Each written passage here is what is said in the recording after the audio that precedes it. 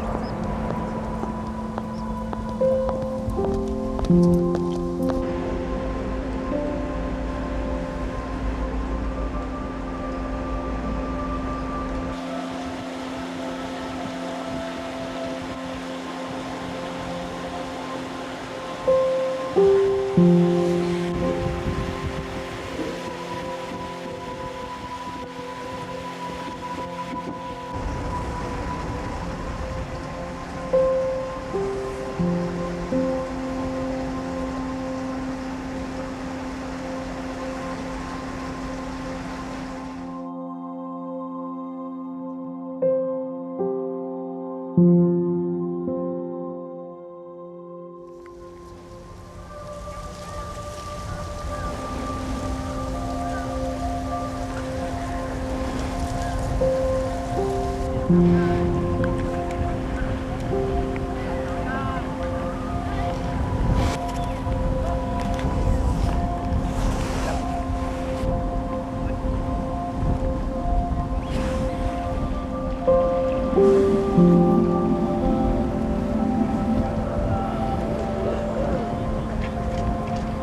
れいいよ。今これやってる。